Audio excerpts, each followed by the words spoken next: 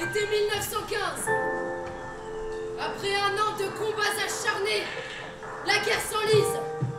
À l'ouest, les fronts sont figés. Les hommes se sont enterrés dans un réseau de tranchées sur plusieurs centaines de kilomètres, de la mer du Nord à la Suisse. Les terribles combats d'Ypres, d'Artois et de Champagne n'ont guère donné de résultats. Ce n'est d'énormes pertes humaines. Des milliers de tonnes de fonte et d'acier ont été déversées sur les belligérants. Du métal de chez Schneider. Et de ces troupes d'excellente qualité. Le sang ruisselle. Les hommes meurent par centaines de milliers. C'est alors que le président du Conseil, le français Paul Doumer, va rendre visite à Nicolas II, tsar de toutes les Russies.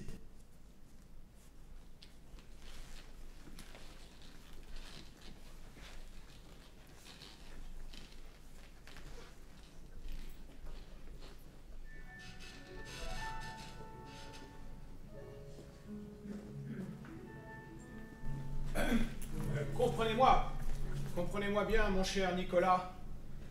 C'est l'amitié éternelle entre nos deux peuples qui me pousse à cette visite. Combien dites-vous d'hommes, mon cher Paul?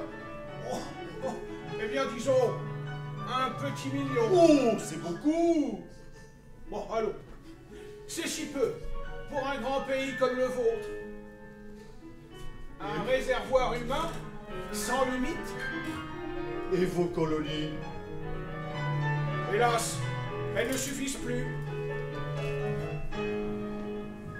Et que puis-je attendre en échange? Des fusils, beaucoup de fusils, des milliers de fusils. Et les munitions qui vont avec? Je dois en aviser mon état-major. Mais certainement.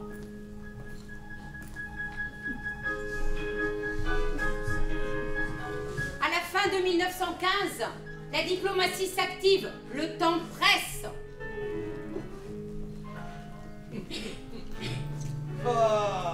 Nous devons envoyer un corps expéditionnaire en France. La guerre traîne en longueur. Ils ont déjà enrôlé le nègre, mais ça n'est pas assez. Il leur faut des Russes.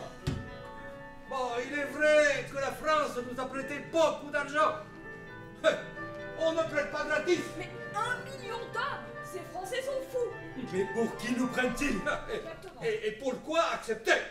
Pour eux, nous ne sommes qu'un réservoir humain. Nous sommes nombreux, c'est vrai, mais pas idiots. Et nous échanger contre quoi? Des armes? Oh. Ils nous tiennent avec leur fichu chemin de fer vers l'Allemagne. Envoyons-leur 2 brigades, de 10 000 hommes chacune. Cela devra leur suffire. Bah, soyons généreux. Envoyons 2 brigades sur le front de l'Ouest et 2 autres pour l'armée d'Orient, à Salonique. Soit 40 000 hommes en tout. Pas plus. 40 000. Oh non, non. Pas. Les Russes obtiennent des compensations inespérées. On leur promet non seulement un surcroît d'armes, mais on leur fait miroiter aussi des territoires convoités par l'Empire. Décision est donc prise par l'état-major d'envoyer 2 brigades de 10 000 hommes sur le front ouest, dénommées 1re et 3e brigades. Les brigades 2 et 4 seront envoyées sur le front oriental. Nous nous intéresserons principalement à la 1re et à la 3e.